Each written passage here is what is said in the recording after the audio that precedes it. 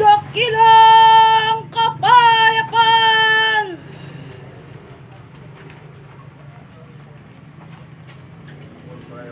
sa inyong kalagitnaan mula sa kaitasan. Tanggapin ninyo ng may kagal.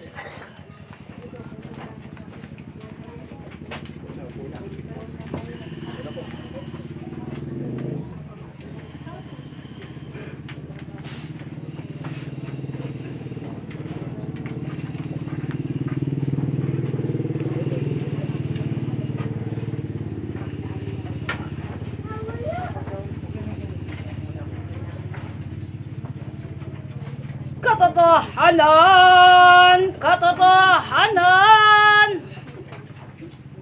aking wiwikain sa inyong kalagitnaan.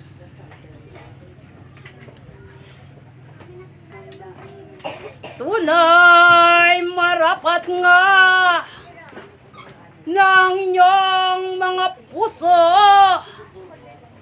ay may taglay na lubos na kasiyahan, sapagkat ang inyong pinagdiriwang sa araw na ito na inyong tinatawag na anibersaryo ay ang pagsilang ng luklukan ng biyaya at ng kapangyarihan ng Diyos na buhay, at pagsilang din naman sana ng bawat isa sa inyo sa pagka-espiritu na bagamat kayo'y taong may laman, dadapot tunay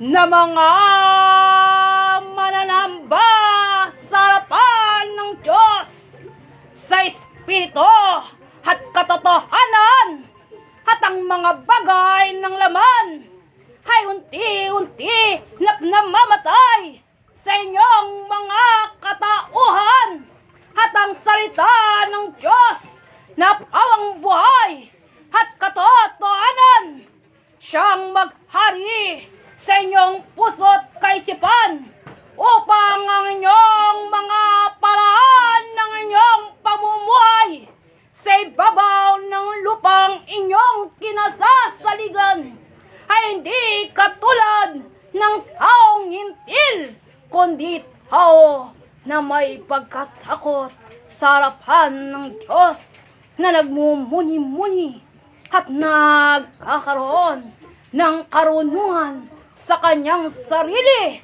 na ang mga bagay na kanyang galaw ay kanyang iniingatan na ito'y di magkamali at magkasala, maging ang sangkap ng kanyang katawan ay sinusupil upang sa lahat ng oras ay hindi siya magkasala sa pamagitan ng pagkunita at pagkilala sa kautusan ng Diyos na siyang nagpapakilala ng bawat lakad ninyo at tao upang malaman ninyo kung ano nga ba ang matuwid at nakalulugod sa harapan ng Diyos na buhay na inyong sinasamba at sinasampalatayanan at tunay na pinaglalagakan ng inyong kapanatagan na siyang kaligtasan ng bawat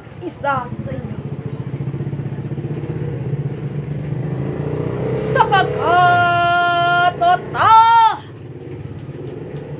isinilang kayo sa ibabaw ng lupa, hindi upang kumain, kundi upang matulog at gumawa ng mga bagay na inyong mga gawa sa bawat panahon ng inyong buhay na inyong ikapakikipamuhay sa ibabaw ng lupa, kundi inyo sanang kilalanin ang Diyos na kung saan pinanggalingan ng hininga't kalakasan ng bawat isa sa inyo na sa inyong panahon, na sa inyong pagsilang, anong nga ba ang inyong marapat na ipakita at anong nga ba ang inyong marapat na gawin at bakit kayo nasa kalaparan ng lupang inyong kinasasaligan na siyang pangalawang impyerno na ang inyong kinasasaligan ay sanglibutan na kung saan ang kasamaan ay tunay na madali humikayat sa kaisipan, sa damdamin at sa inyong mga sarili bilang taong may taglay na laman. Alalahanin ninyo, tao, kung bakit ang Diyos ay nag-utos sa kanyang mga lingkod na ang kanyang bayan ay kailangang tipunin at iparinig ang kanyang tinig, hindi upang maging isang panaurin at hindi isang parang mga tugtugin sa inyong kapanahunan na madaling marinig at magaan sa pakiramdam, dadapot wala ng kabuluhan sa panahong hindi nyo nararamdaman o naririnig.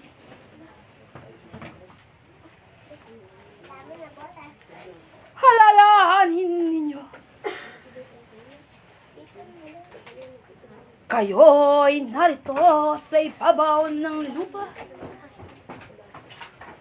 upang inyong kilalanin at alamin kung anong nga ba ang inyong panata at tipan sa harapan ng Diyos, upang sa panahon ng angganan ng inyong buhay ay mayroong kayong may sulit at ang timbangan ng Lakate Celestial ay maging matimbang, ang timbangang matuwid upang siyang sukat ng inyong kaligtasan.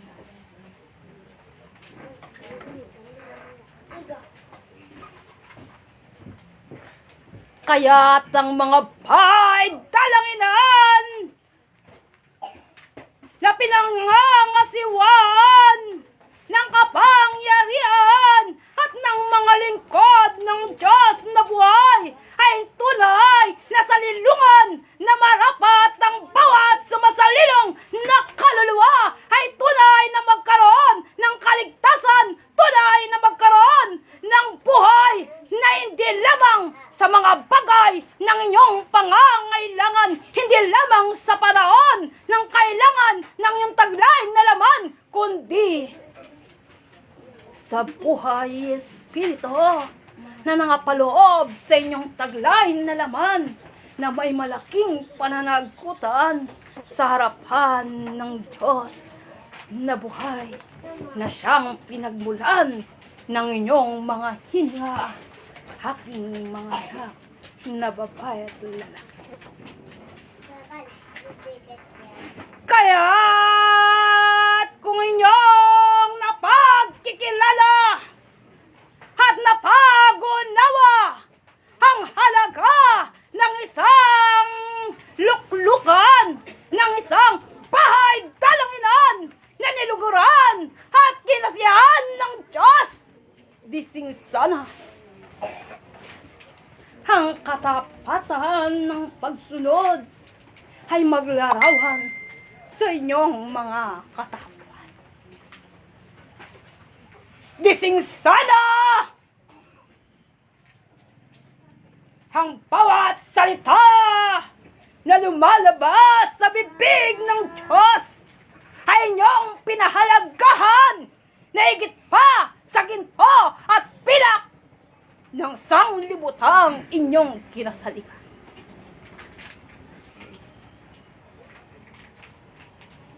Na inyo sanang igagalang,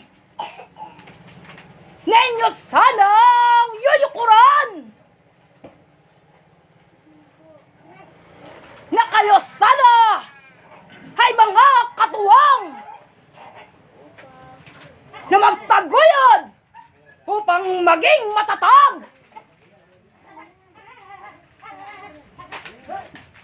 at magningning ang katuwiran at kapangyarihan ng Diyos. Dising sana ang bawat kaluluwa na paparito, na pawang ubad at gutom ay mga bisan at tunay na mga busog at magayakan ng anyong kabanalan sa pamagitan ng bawat isa sa inyo na mga bibig ng Diyos na ang salita ng kaban ng tipan ay parang ilaw na tatalaw sa lahat ng sandali, sa sandaling pagbibigkas at pagbuka ng inyong mga bibig at masabi ng bawat makarinig at makakita at pumarito ng Diyos ay nasa gitna nyo at ang Diyos ay tunay na suma sa inyo, aking mga anak na babae at lalaki. At tunay sa mga bagay na yan, galak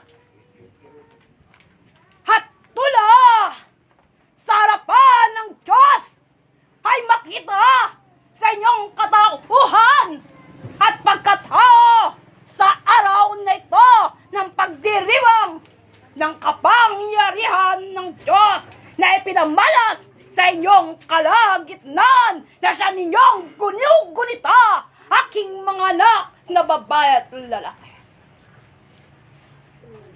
Hindi sana isang palamuti ang kapangyarihan ng Diyos. Hindi sana isang alipin ang lingkod ng Diyos na inilagay sa gitna nyo. Hindi sana isang sandigan sa panahon lamang ng inyong pangangailangan. At hindi lamang sandalan sa panahon ng inyong kawalan. Kundi ang mga bagay na salita at kapangyarihan ng Diyos ay inyong bayaran ng tapat ng inyong paglilingkod at pagsunod, aking mga anak na babae at lalaki. Habang ang lakas ay taglay ninyo, sapagkat ang salita ng Diyos na inyong narinig, yan ang uusig sa inyo sa huling araw sa hukuman ng kaitaas.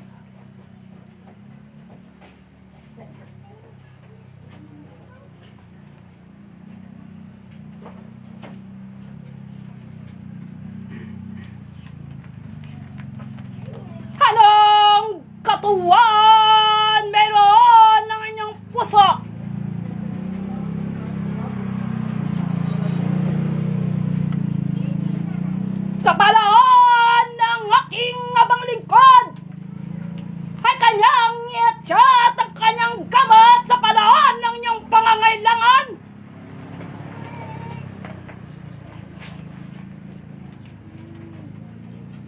Datapwat sa panahon ng kanyang pagpapayag ng salita ng Diyos ay waring nakikipagkalit sa bawat isa sa inyo, sapagkat hindi nyo magawang tanggapin, hindi nyo magawang igawain, at hindi nyo magawang hubarin ang katauhang makalaman na nag-ahari sa inyong katauhan.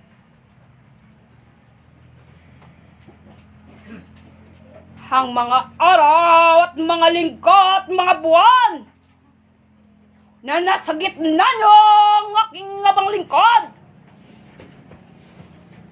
na di naglilikot ng pagtupad. Anong inyong sinukli? Sapat bagang salapi na inyong iniabot? Ginto't pilak ay di katumbas ng kapangyarihan at karunungan ng Diyos na hinahayag sa inyong kalagitnaan. Kundi ang inyong pagtupad, ang inyong pagyuko, ang inyong pagganap ng aming salita na kanyang inihayag sa bawat isa sa inyo na nagbabago at magpapabago ng inyong mga katauhan. Sapagkat hangad niya ang kaligtasan ng inyong kaluluwa at hindi ng iyong taglay na laman, aking mga anak na babae at lalaki. Sapagkat sa kabila ng buhay na ito, anong bahagi kaya ang inyong kakamtin kung kayo ay lumoob at pumasok at pumaparito sa tahanan ng aking ama na waring balat kayo at magpagpaimbabaw, aking mga anak? Mayroong kaya kayong kamping kaligtasan?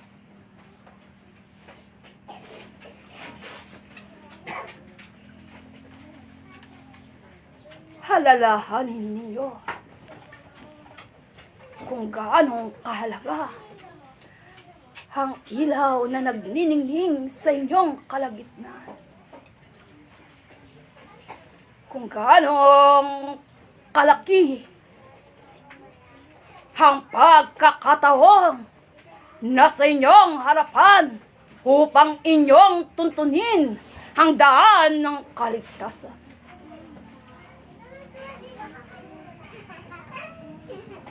Maging ang kanyang buhay ay di niya sinusuko hanggang ang tao ay hindi niya may alaharap sa harapan ng Diyos na mga banal.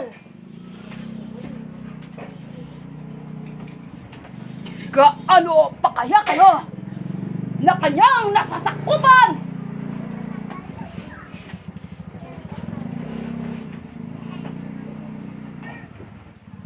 Nasa araw na katulad lamang ito, may anyo kayong kabanalan. At pagdating ng araw na darating at lumilipas, kayo'y katulad ng baboy na malayang lumulublob sa puti, aking mga anak.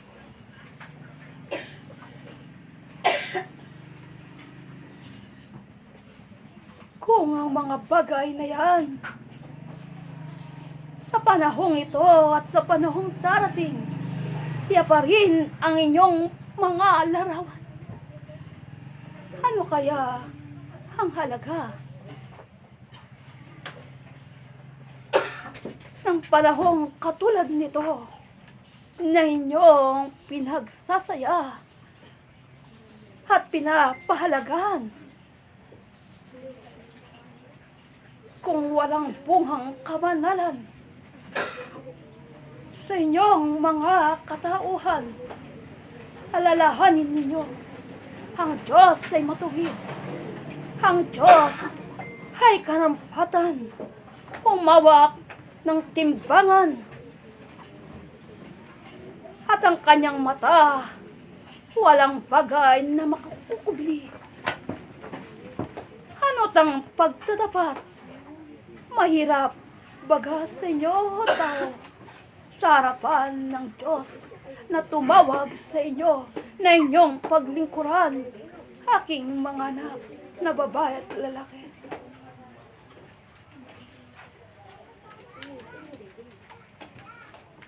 Sapagkat ang araw na ito, tunay na dapat ninyong ikagalak, sapagkat ng tinapay na walang lebadura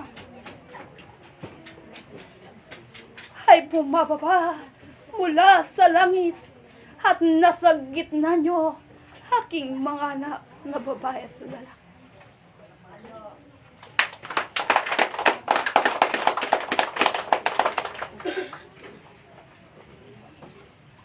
At ang mga tinapay na yaon ay inyong mahulinig sa pamamagitan ng mga sisidlan sa bawat kaantasan na kanilang taglay-taglay. At ang tinapay na kanilang daladala ay siyang kabuuan ng taong inyong haharapin upang inyong ingatan ang inyong mga paglakad, upang maingatan ang bawat isa sa inyo. Sinong nakaalam? Upang sa katulad nito, maging malinis sana ang bawat kasangkapan at nahanda sa piging ng Diyos na buhay.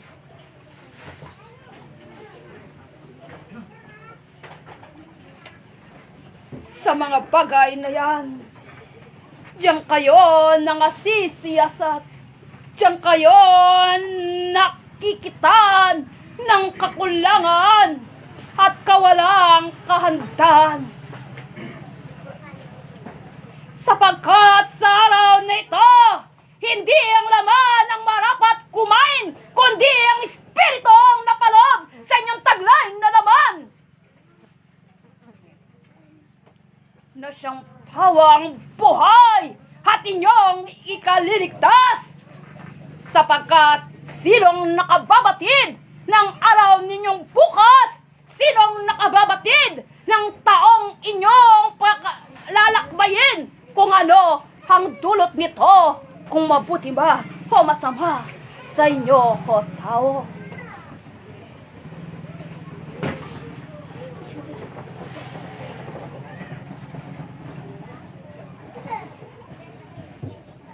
Sapagkat ang piging na ito'y ginawa ninyo na katulad ng mga araw ng Sabat, na kayo ang nasa aming harapan at hindi nyo sinisiyasat ang panahong inyong kinaharapan, kung ano at ano nga ba ang inyong kahatnan, at kung kayo nga ba ay makatayo pa sa araw ng bukas o sa darating na araw, kayo'y kabilang sa mga bubuan, aking mga anak na babae at lalaki.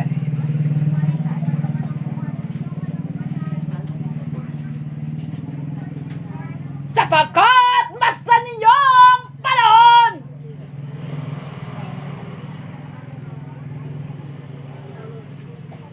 sinong makapagsasabi na siya'y malakas sa panahong ito at sa darating na araw, siya'y malakas pa rin at makatayo?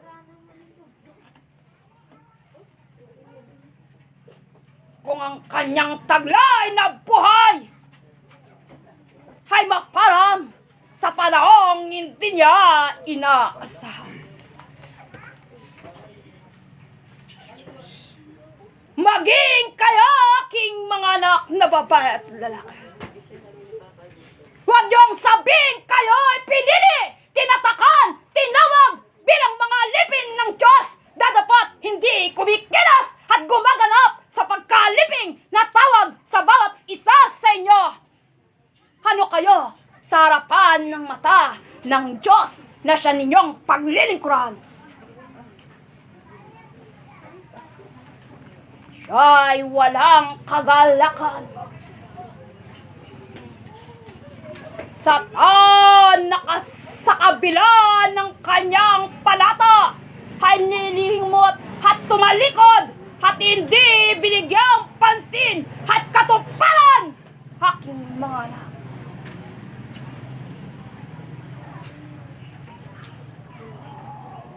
Ang Diyos ay di napabibiro kung paano siyang nagalak na paraming kayo, gayon siya magagalak. Nalipuling kayo kung kayo'y isa lamang dumi at magbibigay dumi sa tao sa ibabaw ng lupang inyong kinasasaligan. Kayo'y tinawagan upang maging katuwang, upang ang tao linisin, baguhin, at anyuan ng kabanalan. Hindi kayo ang laging lilinisin, hindi kayo ang laging babaguhin upang maglarawan sa inyo ang kabanalan.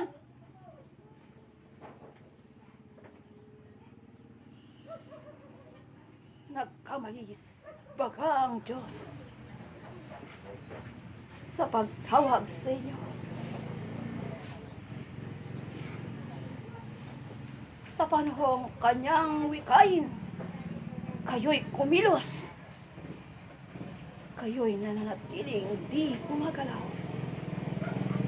Sa panahong sabihin ng Diyos na kayo'y magsalita ng buong kapangyarihan sa pamagitan ng kanyang salita, kayo'y nangagsalita nga, dadapwat walang kapamahalaan.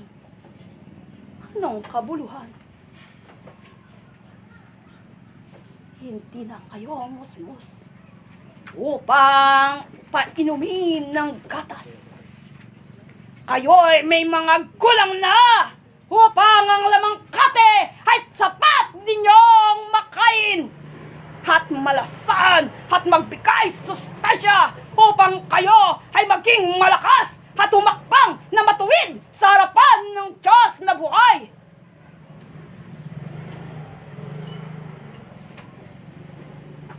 Dadapat kung inyong ibigin ang inyong kamusmusan.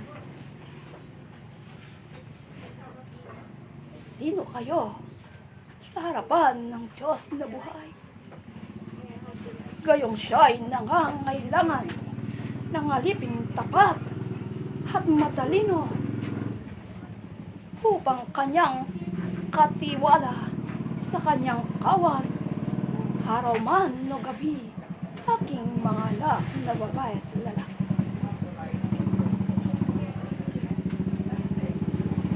Yan ang halaga ng isang alipin ng Diyos. Ganyan ang larawan ng naisilong sa Espiritu na bagamat may taglay na laman, hindi nangabubuhay sa laman, kundi sa utos ng Diyos, aking mga anak na babae at lalaki. Ayan ang larawan ng aking lingkod. Sa inyong harapan, siya'y hayag upang inyong tularan. Hindi niya inibig ang kanyang mga supling sa laman. Kayo ang kanyang inibig at nilingap sa bawat araw at panahon ng taglay niyang buhay. Anong inyong ginagawa?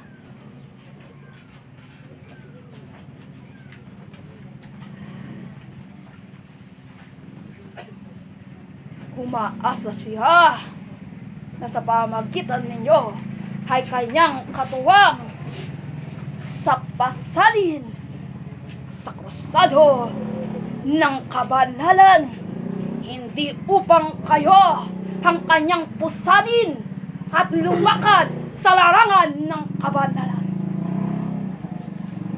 Katuwang kayo at hindi tagapagpabagat, aking mga anak na babae at lalaki. upang sa panahong katulad nito ng kanyang pagdiriwang ng kanyang buhay ukol sa Espiritu, sa kanyang buhay sa piling ng Diyos na buhay sa pamamagitan ng karunungan at kapangyarihan ng Diyos. Katulad niya, hindi niya ibig ng tao'y mga pahamak. Dadapot kayo, ano't kayo'y nangapanatag sa inyong kalalagayan, na mayroong kayong sapat na pangangailangan. Kayo'y matutulog at gigising. Hindi nyo naririnig at nakikita ang kapahamakan ng kaluluwa ng tao sa ibabaw ng lupa. Nasaan ang inyong pag-ibig? Pag-ibig baga ng mga nagsisiibig lamang sa inyo ang inyong laanan ng pag-ibig. Sa mga bagay na yan, ganyan din ang ginagawa ng mga taong makasalanan.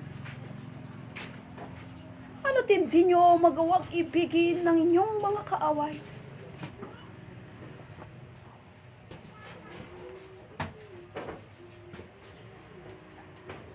Upang sila naman ay mga tuto at magising at makakilala sa Diyos na marapat paglingkuran at igalang at sundin ninyo o tao sa inyong kapanahunan. Sapagkat ang buhay ng tao sa inyong panahon ay katulad na lamang ng hayop na mamatay sa di kapanahunan, at ang kamatayan ay nasa gitna ng lansangan. Anong kabuluhan ng buhay ng tao? Wala aking mga anak hanggang hindi masilang sa kanila ang salita ng katotohanan, hanggang hindi nila mapagkilala ang kalooban at kautusan ng Diyos sa panahon ninyong ito. Sa anumang paraan, ang tao ay di tatalikod sa paggawa ng masama, kundi mabubuhay sa larangan ng laman at makasang libutang inyong kinasasalihan.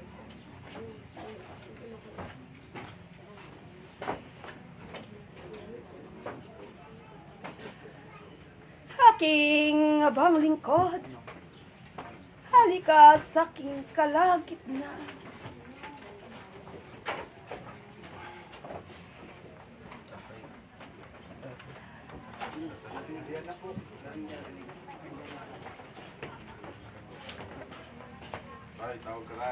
Pagpaumanin mo ang aking daladala, sapagkat kung paano kang nagagalak sa araw na ito, sapagkat ito ang araw ng pagsilang mo sa Espiritu, dadapot ang iyong mga nasasakupan, hindi nila napag-uunawaan.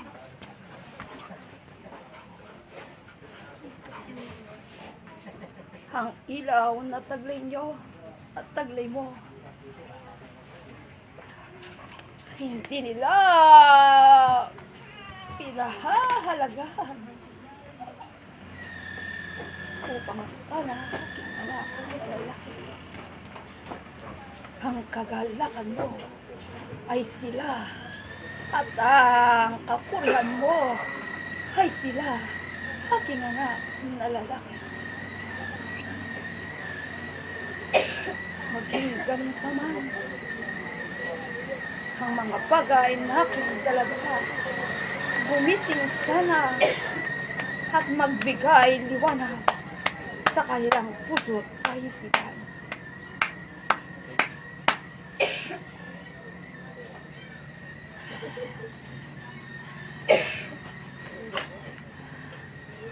Pagdagang kalakasan ng aking anak na lalaki, ingatan mo ang iyong sarili, at ang aming pag-uuna ay sumayo, aking anak na lalaki.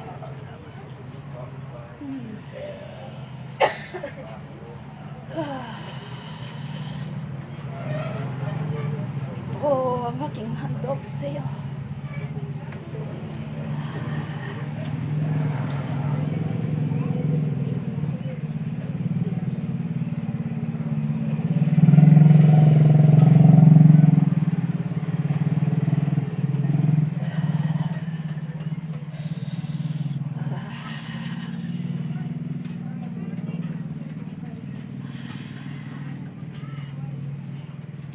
Lubos ang aking kapayapaan at kasiyahan, aking anak na lalaki, sapagkat sa lahat ng bagay na iyong gawa,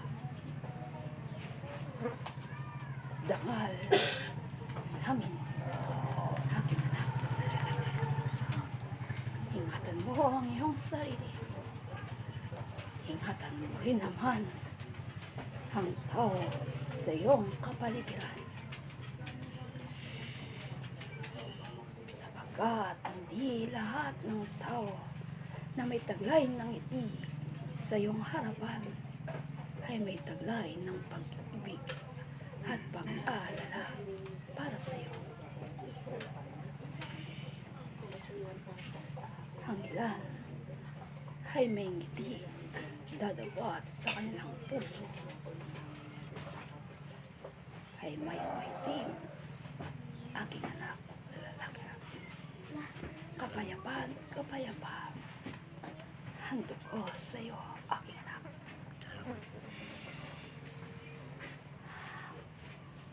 Hindi na ako magtatagal sa iyong kalagitnaan at sa inyo, aking mga anak, na babae at lalaki. Sikapin ninyo ng dangal ng Diyos, ay kayo at ang larawan ng Diyos ay makita sa inyo, upang ang Diyos ay makilala sa pamamagitan ninyo, aking mga anak na babae at lalaki. Ano pa yun? Kapayakan, kapayakan, Guro ng sangkatawan, Tayo po tayo. Jesus ng Nazaret, sa inyong kalagitnaan, Diyos, at Diyos sa inyo, aking mga anak. Salamat po.